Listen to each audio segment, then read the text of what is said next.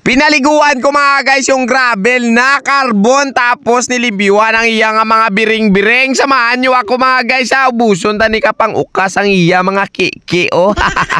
Tapos lagyan natin ng papadanlog para naman malipay at tagiya. Hello mga morning sa iyo mga guys. No, bao ngayong adlaw meron na naman tayong ulubrahon oh mga guys, isang carbon na Twitter, isang gravel bike mga guys. So bali grabe talaga yung higko nito. Tapos ang iya prino mga guys no, hindi na daw humahawid. So sabi ni Idol sa akon, ako bahala, siya ang kawawa.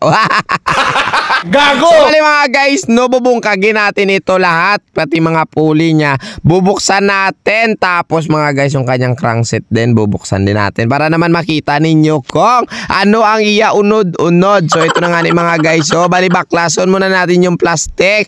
Tapos gamit tayo mga guys ng power tools. Special tools pala para lalabas yung biring-biring niya. So ito na nga, lumabas na yung biring-biring niya mga guys. So bali pakita ko muna sa inyo. Ito siya na lantawa mayo. Tapos dito naman tayo sa idalo mo. Kasi magpapapalit tayo mga guys ng dispad. O hindi na natin dudugangan yung oil. Ay papalitan natin ng dispad kasi nga medyo manipis na. Tapos medyo badanlog pa. O tek, okay na to yung kaliper. Dere naman ta. Balik naman tayo mga guys sa iya nga gulong-gulong. Papalason muna natin mga guys lahat ng kailangan natin usluin para naman nami siya mamaya kung malimpyuhan. At dahil nga nabaklas ko na lahat ng mga biring-biring niya mga guys, dito naman tayo. Bali maghugas na naman tayo ng kanyang frame set mga guys no. Tapos yung gulong-gulong niya. So ito na yung resulta. Nakuskusan ko na masyado mga guys ang iya nga mga hub na. Ay kakas mga karidkid. So dito naman tayo mga guys, balik sa pag-ubras ang iya nga mga biring-biring, mga pulley at saka prehab mga guys. So kukuskusin natin yan mga guys, gamit tayo ng langis-langis. Tapos pipiswita natin ng tubig para mabanlawan, and then pipiswita na rin ng hangin-hangin. Gamit tayo ng air pressure para naman magtatabog ang nabilin-bilin nga mga keke. Gago! Nakita nyo na mga guys yung aking inubra, sobrang limpyo na. So bali yung gagawin naman ni Manino ninyo, maglalagay naman tayo ng pampadanlog. Hindi ko masyado mga guys dinamo kasi nga pag sobrang puno naman mga guys no, maghuhugot din yan. O sa mga hindi pa kabalo, dapat tandaan, wag masyadong puno kasi pag sobrang puno nagdadragging din yan.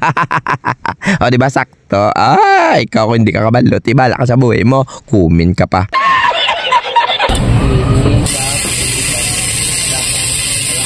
So ayun na nga ni mga guys, so nabatian na ninyo ang uni-uni sa hub ni Idol. So balik na natin mga guys ang iyang pinion. Tapos dito naman tayo sa nalimpyuan ng frame set. Magbabalik na rin tayo mga guys ng kanyang pulley no. Matapos kung itakot, syempre yung takabitan natin ng butong bracket, kailangan natin piswitan yun kasi may mga tubi-tubi pa kasi nga inugasan natin, di ba la?